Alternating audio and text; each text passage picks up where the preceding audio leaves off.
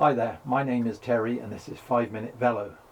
I use 9-speed gearing on all of my bikes, or rather 18-speed, that is 9 gears on the back and 2 on the front. Behind me, on my Giant, you'll see that I have Shimano Sora on there. So why do I use 9-speed when 11-speed seems to be de rigueur these days? Well, over the years I've seen the number of gears at the rear increase from 5 through 6, 7, 8, 9, 10, 11, and now there are even 12 and 13 speed options available. Over those years I've always been reluctant to upgrade to the latest and greatest number of speeds, and I'm still on 9-speed. Well, let me tell you why. There are 3 main reasons. First is the gear range that it gives me. Secondly, the cost. And thirdly, compatibility across all of my bikes. First, let's look at that issue of gear range. The typical 11-speed setup would have a 50-34 chainring and an 11-28 cassette. With a 34-tooth front chainring and a 28 cassette, I can climb most hills. For the tougher climbs, there are lower gear options available, but I haven't needed those for years. At the other end, however, there's a very different scenario. With a top gear of 50 teeth at the front and 11 teeth on the cassette, that's far too big a gear for me to push.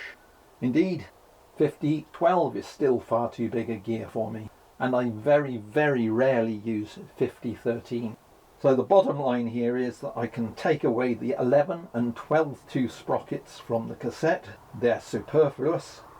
And if I take them away, I've got a 9-speed cassette and have no effect on my overall usable gear range. Now, if Shimano made an 11-speed cassette with 13 teeth up, that would be great, but they don't.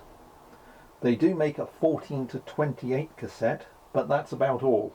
And if I ever get seduced back into using an 11-speed system again, that 14-28 cassette is the one that I would go for. So what other reasons might I have for going 9-speed? Well, next there's cost. The cost of a cheap, genuine Shimano 11-speed cassette is about £50 and a SRAM chain about £20. Typically I pay about £10 for a 9-speed cassette and as little as £7 for a Shimano 9-speed chain. As stated in another video, I make up kits of several chains and cassettes. So doing the sums, I save up to about £100 a year per bike by using 9-speed. In addition, I paid just £95 for a Sora group set. Although being sold as second hand, it was in effectively new condition as it had just been taken off of a new bike. If I had to buy a similar 11-speed group set, say 105, it would probably cost me at least double that, and Ultegra even more. Finally, I used 9-speed Shimano R3000 Sora on all of my bikes. I even swapped out Ultegra on the bike that you're looking at now for Sora, and that generated me a bit of cash too.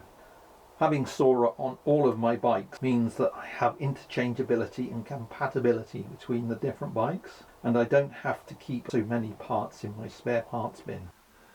Of course, it can't all be good news. There must be some downsides, and indeed there are a few.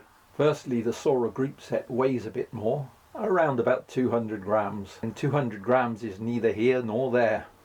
Certainly the change speed and precision of the Sora group set are inferior to the latest 11-speed group sets, however only by a little bit. And finally, some of the Sora components aren't as durable as the higher grade group sets. For instance, the jockey wheels may wear out more quickly, and it takes a bit more effort to maintain the cable so that gear changing remains smooth and precise.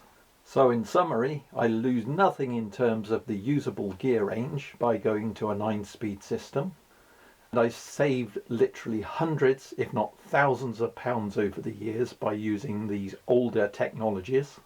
And finally, I can keep my stock of spare parts to a minimum and have the ability to interchange components between bikes.